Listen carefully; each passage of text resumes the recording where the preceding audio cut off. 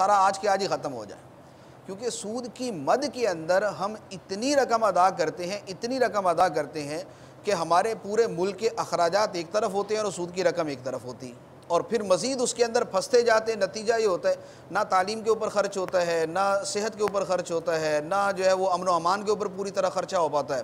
جب تعلیم پہ خرچ نہیں ہوگا تعلیم کمزور ہو جائے گی، صحت پہ خرچ نہیں ہوگا تو لوگوں کی صحت ان کو سہولیات نہیں ملیں گی، اور امن و امان پر جب پوری طرح خرچ نہیں ہوگا تو امن و امان کی حالت خراب ہو جائے گی۔ تو یہ جو ہمارے ہاں خرابیاں پائی جاتی ہیں، اس کی پیچھے ایک بہت بڑی وجہ سود بھی ہوتا ہے۔ وجہ یہ ہے کہ اگر سیکورٹی کے لیے مثال کے طور پہ چاہیے 1 ارب روپیہ، لیکن ہمیں 70 ارب روپیہ ادا کرنا سود کے اندر، تو اس کا مطلب یہ ہوا کہ 30 ارب جو ہے وہ آپ سیکورٹی کے اوپر خرچ کریں گے۔ جب 30 ارب خرچ کریں گے اور 70 ارب روپیہ سیکورٹی پر خرچ نہیں ہوگا تو اس کا مطلب یہ ہوا کہ 70% ہماری سیکورٹی ویسے ہی لوز ہو گئی، وہ ویسے ہی کمزور ہو گئی۔ جب وہ کمزور ہوئی اور اسی کے نتیجے کے اندر پھر قتل و غارت گری بھی ہوگی، اسی کی وجہ سے بم بھی پھٹیں گے، اسی کی وجہ سے یہ ٹارگٹ کلنگ بھی ہوگی، اسی کی وجہ سے دیگر سارے مسائل بھی کھڑے ہو جائیں گے۔ پھر یہ اسی طرح اگر یہ سود کی رقم ادا نہ کی جائے تو پھر اپنے ملک کے اندر ترقی کے منصوبے بنتے ہیں، اپنے ملک میں ترقی کے منصوبے بنیں گے تو لوگوں کو روزگار ملے گا تو اب لوگ جو ہے پھر یہ ڈکیتی اور چوری کی طرف نہیں جائیں گے۔ چور کے چوری کرنے کی پیچھے ایک بہت بڑی وجہ یہ ہوتی ہے کہ اس کے گھر کا خرچہ نہیں چل رہا تو وہ چوری شروع کر دیتا۔ ڈکیتی والے کے پیچھے اس کو جو ہے وہ عام روٹین کے اندر 10,000 ملنے ہیں، ڈکیتی کر کے اکٹھے 10,000 مل جانے ایک ہی دن کے اندر، تو وہ ڈکیتی شروع کر دیتا ہے۔ جو پیسے لے کر قتل کرتے ہیں وہ اس لیے قتل کرتے ہیں کہ ان کو اس سے پیسے ملتے ہیں، اور جو عام نظام معیشت ہے وہ اتنا کمزور ہے کہ ان کی ضروریات پوری نہیں کر پاتا۔ تو گویا امن و امان کے پیچھے بھی جو تباہیاں مچتی ہیں اور جو امن و امان تباہ ہوتا ہے، اس کے پیچھے وجہ یہ ہوتی ہے کہ ہماری رقم کا ایک بہت بڑا حصہ جو ہے وہ سود کے اندر چلا جاتا ہے۔ تو اب اسی طرح کے اور پھر اس کے ساتھ یعنی یوں کہہ لیں کہ اصل میں بنیاد تو یہ ہے، اصل بنیاد جو ہے وہ صرف سود نہیں ہے، اصل بنیاد ہے جس پر اللہ تعالیٰ نے مسلمانوں سے غلبے کا، خوشحالی کا اور ہر چیز کا جو وعدہ فرمایا وہ کیا چیز ہے۔ ایک آیت مبارکہ ہے، اللہ تعالیٰ ارشاد فرماتا ہے من عمل صالحا من ذکر او انثی وہو مؤمن فلنحینہ حیاتا طیبہ، جو اچھا عمل کرے مرد ہو یا عورت اور ہو مسلمان، جو کوئی اچھا عمل کرے، من عمل صالحا من ذکر او انثی، فرمایا کہ جو اچھا عمل کرے گا اور مسلمان ہوگا فلنحینہ حیاتا طیبہ، ہم اسے پاکیزہ زندگی عطا فرما دیں گے۔ اب یہ پاکیزہ زندگی کے بارے میں تفسیروں میں دونوں طرح کی چیزیں لکھی ہوئی ہیں کہ اس سے آخرت کی پاکیزہ زندگی بھی مراد ہے، اس سے دنیا کی پاکیزہ زندگی بھی مراد ہے۔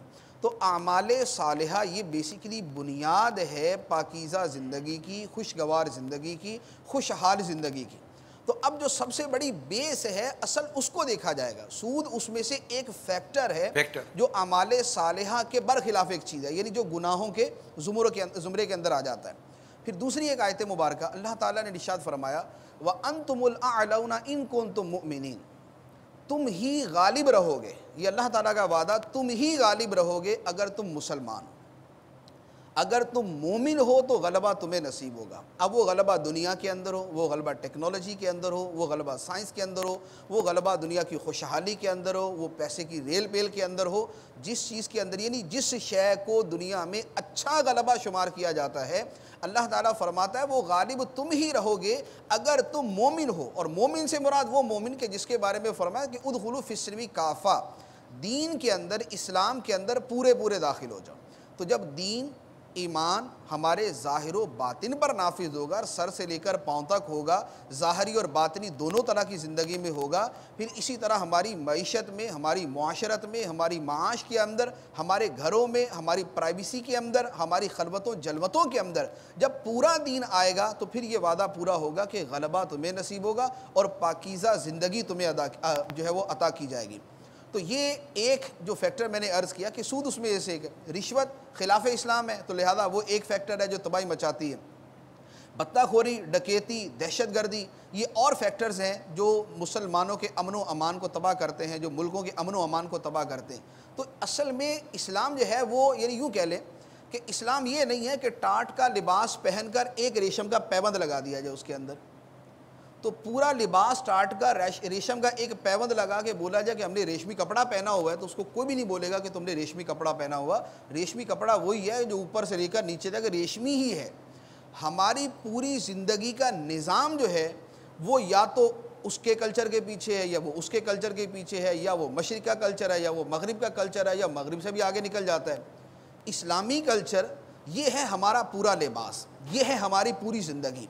تو جب ہماری زندگی میں اسلام کا حصہ صرف اتنا ہی ہوتا ہے کہ جمعہ پڑھ لیا، یہ ہماری زندگی میں اسلام کا حصہ اتنا ہے. بعض وہ ہیں جن کی زندگی میں اسلام کا حصہ عید کی نماز ہے، بعض وہ ہیں جن کی زندگی میں نماز کا حصہ صرف نمازیں ہیں، اسلام کا حصہ صرف نمازیں. نماز کے علاوہ اب ان کا کاروبار کیا ہے کوئی پتہ نہیں، ان کے گھر کے معاملات کیوں پتہ نہیں، ان کا میاں بیوی کا تعلق کیا ہے اس کا کوئی اسلام سے تعلق نہیں ہے، بیوی بچوں کی جو تربیت ہے وہ اسلام کے مطابق ہے یا نہیں اس کے ساتھ کوئی تعلق نہیں ہے، پڑوسیوں کے کیا سلوک ہے اس کا اسلام کے ساتھ کوئی تعلق نہیں. تو ہر جگہ اب یہ ہے کہ کسی نے ایک پیبند جوڑ لیا، کسی نے 2 پیبند جوڑ لیا، کسی نے 3 پیبند جوڑ لیے، اور شور یہ مچا دیتے ہیں کہ ہم پورے مسلمان ہیں. پورا مسلمان اس کو نہیں کہا جاتا. اسلام پورا پیکج ہے جو سر سے لے کر پاؤں تک ہے، ظاہر سے لے کر باطن تک ہے، جلوت سے لے کر خلوت تک ہے. یہ تمام نظام زندگی جب اسلام کے مطابق ہوگا تو اب ہوگا یہ پورا مسلمان اور مومن، اور اب ہوگا جس کو کہا جائے گا وَأَنْتُمُ الْأَعْلَوْنَ إِن كُنتُم مُؤْمِنِينَ، تم ہی غالب رہو گے اگر تم سچے مسلمان ہو. پھر یہ وہ ہوگا کہ جس کو کہا جائے گا کہ جس نے اچھا عمل کیا اور تھا مسلمان تو اس کو ہم پاکیزہ زندگی جو ہے وہ عطا فرمائیں گے. ماشاءاللہ. یہ سود کے متعلق ہم نے جو مفتی صاحب سے سوال کیا، انہوں نے مزید جو وضاحت فرمائی کہ اللہ تعالیٰ ہمیں سود کی لعنت سے بھی محفوظ فرمائے، اور جو گناہوں بھری جو ہماری طبیعتیں ہیں، عادتیں ہیں، اللہ تعالیٰ ہمیں اس سے محفوظ فرمائے. ہم مزید کچھ کالس لیتے ہیں، پھر مفتی صاحب کے پاس ان کے اپنے مضمون کی طرف بھی بڑھتے ہیں کہ تحریک آزادی میں ہمارے علماء اہل سنت کا کیا کردار رہا، پھر اس موقع پر مفتی صاحب مزید کیا فرمانا چاہتے ہیں. تو آئیے پہلے کچھ کالس لیتے ہیں. السلام علیکم ورحمۃ اللہ وبرکاتہ. وعلیکم السلام ورحمۃ اللہ وبرکاتہ. سر محمد توصیف مراداری ضلع جہلم کی تحصیل پنڈ دادن خان سے عرض کر رہا ہوں. حضور میں اس وقت مدنی چینل کا یہ سلسلہ دیکھ رہا ہوں، تو عرض یہ کرنی تھی کہ رات میری کچھ دوستوں سے میری بات ہوئی، تو وہ لاہور کے کسی علاقے کے اندر جا رہے تھے ڈیٹنگ کے اوپر، اور ان سے میری بات ہوئی. انہوں نے مجھے آفر کیا اور انہوں نے بتایا کہ یار اس طرح یہاں پر لڑکیاں ہیں، کال گرلز ہیں، ہم پیسے دے کر ان کے ساتھ سیکس وغیرہ کرتے ہیں، جشن آزادی اس انداز میں مناتے ہیں. حضور میں نے ان کو سمجھایا کہ اس چیز کے اوپر میں نے تھوڑی سی وہ ترغیب بھی دی کہ آپ اس طرح نہ کریں، ہماری بھی ماں بہن بیٹی گھر ہے، اور جب پاکستان آزاد ہوا تو اس میں بھی ہماری ماں بہن بیٹیوں نے قربانیاں دی. تو وہ کہتے ہیں کہ اگر ہم ان کے ساتھ سیکس نہیں کریں گے تو کوئی اور کر لے گا. تو اس چیز کے اوپر بھی ایسا تھوڑی سی نظر ثانی فرمائی کہ پاکستان کے اندر اس وقت جشن آزادی منانے کا جہاں شراب نوشی ہے، دیگر معاملات ہیں، وہیں پر ہماری ماں بہن بیٹیوں کی عزت بھی محفوظ نہیں، اور ہماری اسلامی بہنیں خود بھی جو ہیں سیکس کی طرف وہ آمادہ ہیں، اور لوگ ان کے ساتھ وہ زیادتی کرتے ہیں. یہ لالچ میں آ کے پیسہ لیتی ہیں اور لوگ ان کے ساتھ زنا کرتے ہیں. جزاک اللہ خیرا، احسن الجزاء. السلام علیکم ورحمۃ اللہ وبرکاتہ. وعلیکم السلام ورحمۃ اللہ وبرکاتہ. یقیناً کروڑوں عاشقان رسول نے جشن آزادی منایا ہوگا، اور اس طرح جشن آزادی کے لیے ذہن بنانے والوں کی تعداد میں کہتا ہوں آٹے میں نمک کے برابر بھی نہیں ہوگی. تو یقیناً ان کو ان تمام تر اعمال اور بدکاریوں سے بچنا ہی چاہیے ڈیفینیٹلی، اور ان تمام تر چیزوں پر ایک کاش پابندی لگ جائے، نہ ایسے ڈسٹ بن ہوں، نہ یہاں کو کچرا پھینکنے کے لیے جائے. تو اسی طرح کا ماحول اگر بن جاتا ہے، اللہ کرے اور بن سکتا ہے، اگر ادارے مضبوط ہوں، سنسیئر ہوں، اور وہ ان تمام چیزوں پر غور کریں کہ یہ چیزیں خلاف شرع ہیں، یہ ہمارے ملک میں نہیں ہونی چاہیے، تو میں امید کرتا ہوں انشاءاللہ بہت کچھ بہتری آ سکتی ہے. آپ کیا فرماتے ہیں مفتی صاحب؟ ایسا برائی تو کوئی ایسی ہے ہی نہیں کہ جس سے روکا نہ جا سکے، بلکہ ہمارے دین کا بنیادی حکم ہی نیکی کی دعوت دینا اور برائی سے روکنا ہے. دین کی ابتدا ہی اس سے ہوگی. اللہ تعالیٰ کا جو بھی نبی، جو بھی رسول دنیا میں تشریف لایا ہے، تو اس کے تشریف لانے کا بنیادی ترین مقصد ہی اللہ تعالیٰ کی طرف دعوت دینا تھا. جیسے مثال کے طور پہ اور انبیاء کرام علیہ الصلوۃ والسلام کے بارے میں تو آیات مبارکہ سورہ شعراء ہے، سورہ یونس ہے، سورہ اس کے بعد جو ہے سورہ یوسف ہے، سورہ ہود ہے، ان کے اندر جو ہے وہ بکثرت سب کے جو ہے وہ مبارک اقوال موجود ہیں، لیکن سرکار دو عالم صلی اللہ علیہ وآلہ وسلم کے بارے میں تو واضح طور پہ ہے وَدَاعِيًا إِلَى اللَّهِ بِإِذْنِهِ، کہ اللہ کی طرف اللہ کے حکم سے بلانے والے۔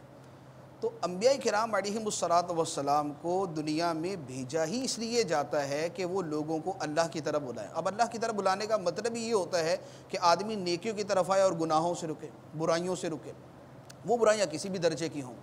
تو یہ جو سمجھانے والا معاملہ ہے یہ ہمارے دین کی بنیادوں میں سے، ہمیں تو بنیادی طور پہ حکم یہ ہے ادعو الی سبیل ربک بالحکمت والموعظۃ الحسنۃ وجادلہم باللتی ہی احسن، بلاؤ اپنے رب کے راستے کی طرف حکمت کے ساتھ اور اچھی نصیحت کے ساتھ۔ اب یہ تو ہے دعوت کا معاملہ کہ دعوت دی جائے، نیکی کی دعوت دی جائے اچھی نصیحت کے ساتھ اور حکمت کے ساتھ۔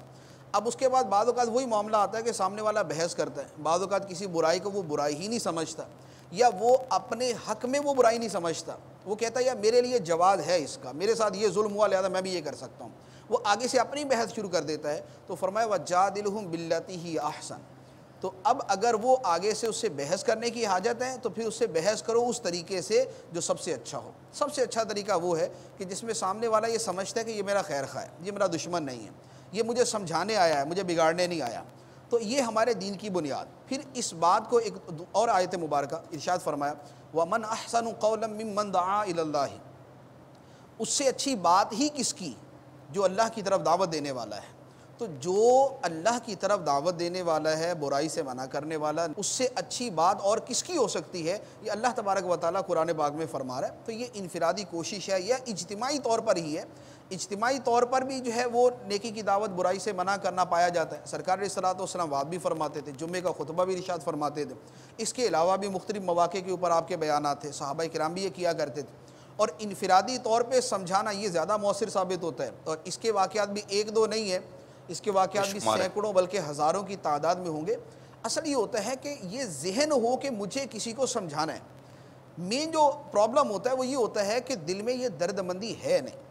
لوگ زیادہ تر اس شے پر آ چکے ہیں کہ بھئی مجھے اپنی ذات کو دیکھنا ہے، یعنی اولاً تو لوگ خود بھی برائی میں مبتلا ہوتے ہیں، لیکن جو برائی میں نہیں بھی ہے وہ صرف اسی کے اوپر چلتا ہے، اسی ڈگر پہ چل رہا ہوتا ہے کہ یا شیخ اپنی دیکھ، میں اگر صحیح ہوں تو اب میرا پڑوسی خراب ہے تو مجھے اس کی کوئی پرواہ نہیں ہے، میرے رشتہ دار بگڑ رہے تو مجھے اس کی کوئی پرواہ نہیں ہے، میرے کولیگز اگر خراب ہیں تو مجھے اس کی کوئی پرواہ نہیں، میرے ماتحت اگر خراب ہے تو مجھے اس کی کوئی پرواہ نہیں۔ لیکن جو ہمارے دین کا حکم ہے وہ یہ نہیں ہے، اس میں ہر اپنے ماتحت کو نیکی کی دعوت دینے کا، سمجھانے کا حکم ہے، اس میں اپنے پڑوسی کو سمجھانے کا حکم ہے، اس میں اپنے ساتھ والوں کو سمجھانے کا حکم ہے، اس میں یہ ہے کہ جہاں تم برائی کے دیکھو، جہاں بھی برائی کو دیکھو، اگر ہاتھ سے روک سکتے تو ہاتھ سے روکو، ہاتھ سے نہیں روک سکتے تو زبان سے روکو، یعنی اس کو سمجھاؤ، اور اگر زبان سے سمجھانے کی قدرت بھی نہیں ہے تو دل میں اس کو برا جانو۔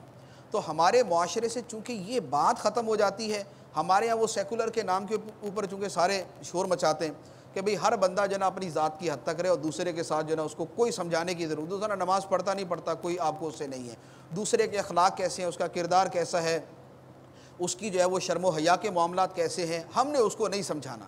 تو جب بنیادی چیز یعنی جس کی وجہ سے قومیں تباہ ہوتی ہیں، قوموں کی تباہی کے پیچھے ایک جو بہت بڑا ریزن ہوتا ہے، اس میں دیگر بدعمالیوں کے ساتھ ایک بہت بڑی بدعملی یہ ہوتی ہے کہ وہ لوگوں کو سمجھانا چھوڑ دیتے ہیں، لوگوں کو برائیوں سے منع کرنا چھوڑ دیتے ہیں، نہ انفرادی طور پر سمجھاتے ہیں نہ اجتماعی طور پر لوگوں کو دعوت دیتے ہیں۔ جب یہ نیکی کی دعوت دینے کا کام ختم ہو جاتا ہے پھر قوموں کے اوپر عذاب آتا ہے۔ قرآن پاک کے اندر، احادیث مبارکہ کے اندر اسی طرح کے واقعات ہیں۔ جو اصحاب سبت ہلاک ہوئے، اصحاب سبت ہلاک ہونے کے پیچھے یہی تھا کہ ان میں بھی ایک قوم پیچھے ہٹ گئی تھی کہ ہمیں اس سے کوئی تعلق نہیں ہے، یہ کر رہے تو کرتے رہے، تو وہ تباہ ہو گئی قوم۔ اسی طرح حدیث مبارک کے اندر جو فرمایا گیا کہ ایک قوم کے بارے میں عذاب کا حکم دیا گیا کہ اس قوم کو جو ہے وہ ہلاک کر دیا جائے، تو جبرائیل امین علیہ الصلوۃ والسلام نے عرض کی کہ یا اللہ اس کے اندر تو بڑے بڑے نیک لوگ بھی موجود ہیں، تو فرمایا کہ وہ بڑے بڑے نیک لوگ ان کو پہلے ہلاک کرو، ان کو پہلے ہلاک کرو اور ان کی چیخیں پہلے سناؤ، کیونکہ یہ برائی کو دیکھتے تھے لیکن یہ اس سے منع نہیں کیا کرتے تھے۔ اسی طرح بنی اسرائیل کے بارے میں بخاری شریف کی حدیث ہے، فرمایا کہ بنی اسرائیل کو لوگوں نے یہ کیا کہ پہلے تو برائی سے منع کرتے تھے، منع کرنے کے بعد ایک زمانہ آیا کہ چپ کر گئے، سمجھانا بند کر دیا. اس کے بعد ایک زمانہ یہ آیا کہ خود بھی ان کے ساتھ بیٹھنا شروع کر دیا. جب ان کے ساتھ بیٹھنا شروع کیا تو آہستہ آہستہ اسی رنگ کے اندر رنگے گئے اور خود بھی برائیوں کے اندر مبتلا ہو گئے. نتیجہ یہ ہوا کہ پھر سارے کے سارے ہلاک کر دیے گئے. ہمارے ہاں برائی پھیلتی اس طریقے سے ہے. ایک آدمی کسی چرسی کو پہلے سمجھاتا ہے یار نہیں کیا کر، کچھ عرصے بعد سمجھا کے بولتا ہے دفعہ کرو یار، نہیں سمجھتا تو چھوڑو. اب اس کے ساتھ دوستی اپنی باقی رکھتا ہے، دوستی باقی رہتا ہے. کسی دن وہ بولتے تھے یار تو بھی سوٹا لگا کے دیکھ ذرا، تجھے پتہ چلے کہ کیا مزہ آتا ہے. اب ایک دن یہ بھی شریک ہوتا ہے. جب یہ شریک ہوتا ہے تو اب آہستہ آہستہ جو ہے نا یہ دونوں اسی جرم میں شریک ہو جاتے ہیں. یہ دونوں چرسی بن جاتے ہیں. یہی حال شراب کا ہے، یہی حال فلمیں دیکھنے کا ہے، یہی حال دیگر برائیوں کا ہے. برائی عام طور پہ زیادہ لذیذ ہوتی ہے، مزیدار ہوتی ہے، نفس اس کی طرف زیادہ للچاتا ہے، زیادہ جاتا ہے.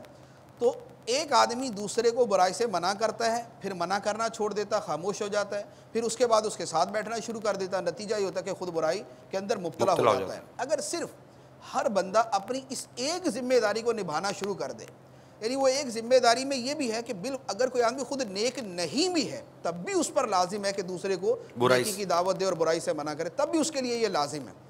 اب اگر افسر اپنے ماتحتوں کو، والد اپنی اولاد کو، ماں اپنی بچیوں کو، بچوں کو، اسی طرح بڑا بھائی اپنے چھوٹے بھائیوں کو، پڑوسی اپنے پڑوسیوں کو، جاننے والا اپنے جاننے والوں کو، نہ جاننے والوں کو، اگر یہ نیکی کی دعوت کا سلسلہ عام ہو جائے اور سارے کے سارے لوگ اس کام میں شریک ہو جائیں تو میں نہیں سمجھتا کہ اگلے 14 اگست پہ ہمیں بیٹھ کے یہ باتیں کرنی پڑے. اگلی 14 اگست تک جب اور بہتری باتیں کریں، اور بہتری آ جائے. یہاں پہ ایک سوال کرنا چاہوں گا کہ اس قوم کو قومی ترانہ سناؤ. پہلے قومی ترانہ سنو، قومی ترانہ سنیں گے. چلے قومی ترانہ سنتے. پاک سرزمین شادباد، کشور حسین شادباد، تو نشان عزم عالی شان ارض پاکستان، مرکز یقین شادباد. پاک سرزمین کا نظام، قوت اخوت عوام، قوم ملک سلطنت پائندہ تابندہ باد، شادباد منزل مراد. پرچم ستارہ و ہلال، رہبر ترقی و کمال، ترجمان ماضی شان حال، جان استقبال، سایہ خدائے ذوالجلال.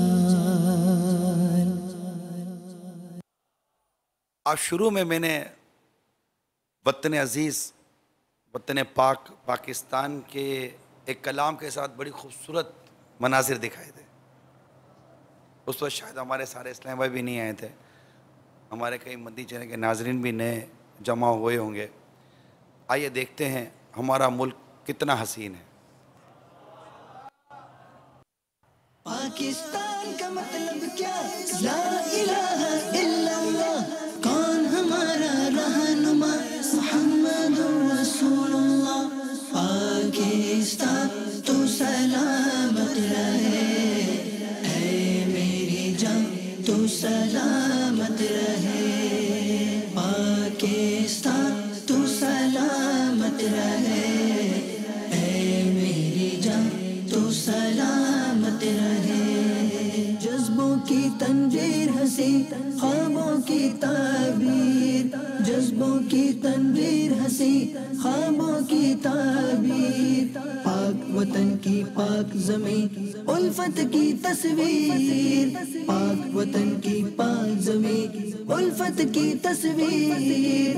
عزم عالی شان ہے پیارا پاکستان، عزم عالی شان ہے پیارا پاکستان. پاکستان کا مطلب کیا؟ لا الہ الا اللہ. کون ہمارا رہنما؟ محمد رسول اللہ. चांद सितारा पर चमका आंखों का है नूर, चांद सितारा पर चमका आंखों का है नूर, कायम दाइम हश्र तलक रब को हो मंजूर, कायम दाइम हश्र तलक रब को हो मंजूर, जिसमें गम और जान ये प्यारा पाकिस्तान, जिसमें गम और जान ये प्यारा पाकिस्तान, पाकिस्तान का मतलब क्या ला इलाहा इल्लल्लाह, कौन हमारा रहनुमा मुहम्मदुर रसूलुल्लाह, पाकिस्तान का मतलब क्या ला इलाहा इल्लल्लाह, कौन हमारा रहनुमा मुहम्मदुर रसूलुल्लाह, पाकिस्तान तू सलामत रहे, ए मेरी जान तू सलामत रहे।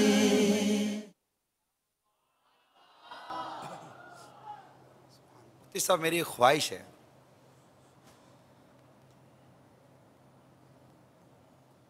ये कैसे पूरी हो कि मैं दुनिया के किसी भी एयरपोर्ट या इमिग्रेशन पे जाऊं, मैं अपना पासपोर्ट रखूं ना तो मुझे बड़ी इज्जत और कदर की नज़र से देखे, और उसको जैसे कि वो बैठे हुए को खुशी दाखिल हो कि यार एक अजीम मुल्क का एक अजीम बाशिंदा मेरे मुल्क में आया है और इससे मेरे मुल्क को फ़ायदा ही होगा, मेरे मुल्क को कोई नुकसान नहीं पहुंच सकता। ये किरदार कैसे आए?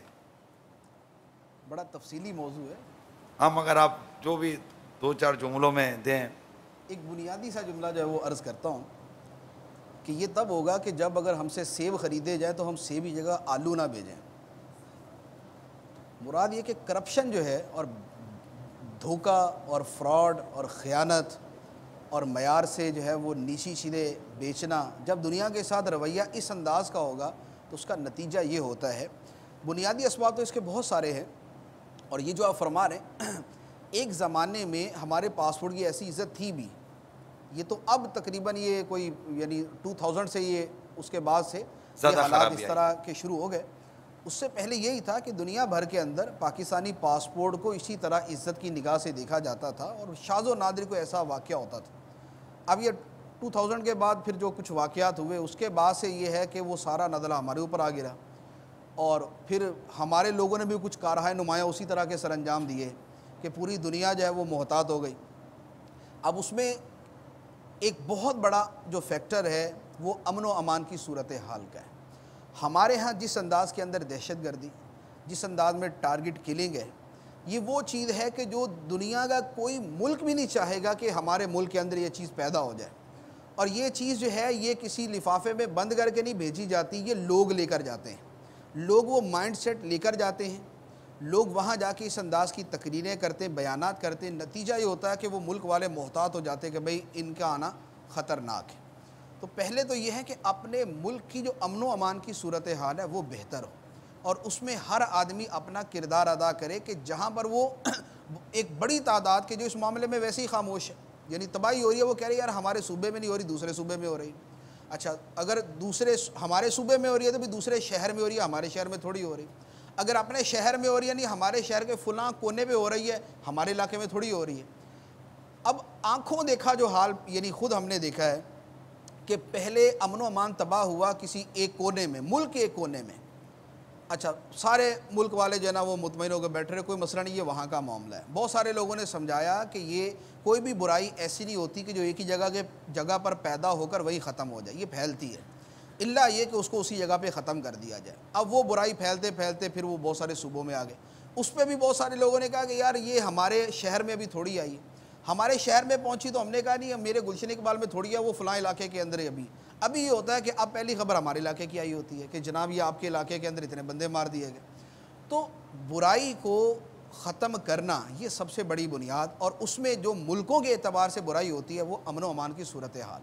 पहले तो अमन व अमान की सूरत हाल दुरुस्त हो। दूसरे नंबर पर यह है हमारे लोग जो धोखा और फ्रॉड के आदी हैं, चूँकि अपने मुल्क में आदी होते हैं और अपने मुसलमान भाइयों के साथ गली में, दुकान पे, फैक्ट्री में, मार्केट में جگہ جگہ دھوکہ کر رہے ہوتے ہیں. گوشت بیچتے ہیں تو پانی ملا ہوا بیچ رہے ہیں, مرچیں بیچ رہے تو ملاوٹ والی بیچ رہے, دودھ بیچ رہے تو پانی والا بیچ رہے ہیں, پھل بیچ رہے تو گلا سڑا اس کے اندر ڈال دیتے ہیں, سبزی بیچتے ہیں تو وہ بالکل ہی جو ہے وہ دوسری گلی سڑی سبزی بیچ دیتے ہیں, کپڑا بیچتے ہیں تو پکے رنگ کا بول کے کچے رنگ والا بیچ رہے ہوتے ہیں. جب عادتیں اتنی مستحکم ہو جاتی ہیں برائی کے اندر تو پھر یہ ہوتا ہے کہ ایسا نہیں ہوتا کہ اب پاکستان کا بارڈر پار کیا تو ان کا پورا اندر ہی تبدیل ہو جائے, یہاں پر یہ برے تھے اور وہاں جا کے اچھے ہو جائیں. 2 چیزوں میں 3 چیزوں میں اچھے ہو جائیں گے جو وہ ڈنڈے کے زور پہ کروا دیتے کہ قطار کے اندر آپ نے کھڑا ہونا, قطار سے باہر ہوئے 100 سال کھڑے رہو, آپ کو ٹکٹ نہیں ملے گی, آپ کو بس میں نہیں چڑھنے دیں گے. تو اب 2-4 چیزوں میں جن میں مجبور ہوتے ہیں وہاں جا کے تو سارے انسان بن جاتے ہیں. اس کے علاوہ کرپشن کا موقع وہاں ملے تو بھی کریں گے, دھوکہ دینا اگر موقع مل گیا تو وہاں پر بھی دیں گے, جھوٹ بولنے کا موقع اگر وہاں مل گیا تو جھوٹ بھی بول دیں گے, ہمیں خیانت کا موقع مل گیا تو ہم خیانت بھی کر دیں گے, پیسے اٹھانے کا موقع مل گیا ہم پیسے بھی اٹھا لیں گے, وہاں کے پیسے لے کر ہم بھاگ کے آ جائیں گے. تو جب یہاں تجربہ کا بنائی ہوئی ہے کرپشن کی, چوری کی, ڈکیتی کی, خیانت کی, فراڈ کی, دھوکے کی, اور یہاں سے بالکل وہ تجربہ کار بن کر دوسرے ملک میں جاتے ہیں اور وہاں جا کے یہی حرکتیں کرتے ہیں, تو جس ملک میں جا کے اس طرح کریں گے وہ ملک والے محتاط ہو جائیں گے کہ بھائی ان لوگوں سے بچو. اور صرف پاکستان نہیں ہے, یہ بھی میں عرض کر دوں, دنیا میں ایسے بعض ممالک ہیں جن میں یہ چیزیں پائی جاتی ہیں, ہم سے بہت آگے ہیں, بہت زیادہ ہم ہیں. سے بہت ابھی آگے تو ہیں. ہم اس معاملے میں پرائمری میں بھی نہیں ہیں, وہ تو ماسٹرز کیے ہوئے ہیں. بعض ایسے ممالک ہیں ان کا بھی دنیا میں یہ حال ہے, ان کے پاسپورٹ اور ان لوگوں کو بھی اتنی آسانی کے ساتھ کہیں انٹری نہیں ملتی. ہمیں تو ویسے کئی ممالک میں تو انٹری بہت اچھی ہے, اور کئی ممالک میں ہمارا ٹیلنٹ جا کے بسا ہوا ہے. یہ ایک خصوصیت عرض کر رہا ہوں, ہمارا ٹیلنٹ ہے, ہمارے قابل لوگ, تعلیمی یافتہ قابل لوگ کئی ملکوں میں جا کر اس ملک کی بہت ساری مین سیکٹر کو سنبھالے ہوئے ہوتے ہیں. لیکن یہ ایک ڈارک پہلو ہے جس کو ابھی وضاحت کیا گیا, اور کوشش کی جائے کہ ہمارے یہ منفی پہلو بھی ختم ہوں, تاکہ دنیا میں, یعنی کئی ایسے ممالک تھے جہاں پر ہمیں ویزا لینے کی ضرورت نہیں تھی, انٹری ویزا تھا, وہاں بھی اب ویزا ریکوائر کر دیا گیا. تو یہ جتنا بہتر سے بہتر ہمارا کردار ہوتا جائے گا, ایک غیر مسلم کسی مذہب سے تعلق رکھتا تھا, اس سے بات چیت کی گئی تو اس اتنا دکھا ہوا تھا مفتی صاحب, وہ گارمنٹس کا یہاں آ کر مال لیتا تھا. اس نے ایک شخص کو $1000 دیے, مال لیا, بولا یہ دے دینا, یہ اپنے ملک میں لے گیا. اس ملک میں جب اس نے اس مال کو کھولا نا, کسی کا کالر غائب, کسی کی آستین غائب, کسی کا بیگ غائب, کسی کے بٹن غائب, کسی کا کیا غائب, کسی کا کیا غائب, سب مکس کر کے دیا $1000 کا. یعنی میرا اسے واسطہ پڑا ہے, میں دعوت اسلامی کے ماحول میں تھا, میری ٹیبل پر آ کر وہ $1000 پھینک کے جاتا تھا. دعوت اسلامی کی وجہ سے ہم سے کاروبار کر لیتا تھا, لیکن کسی عام شخص کے اوپر اس کو بھروسہ نہیں آتا تھا, کیونکہ جھوٹ اور دھوکہ دیا جاتا تھا, مس کمنٹمنٹ کیا جاتا ہے. ہماری معیشت کی ترقی اگر آپ چاہتے ہیں, میرے وطن عزیز کے عاشقان رسول سے عرض کر رہا ہوں, اگر ملک اور معیشت کی ترقی چاہتے ہیں تو کمنٹمنٹ, اس کمنٹمنٹ کہتے ہیں نا جو لفظ ہے, اس پر قائم رہیے, جو وعدہ کریں پورا کیجیے.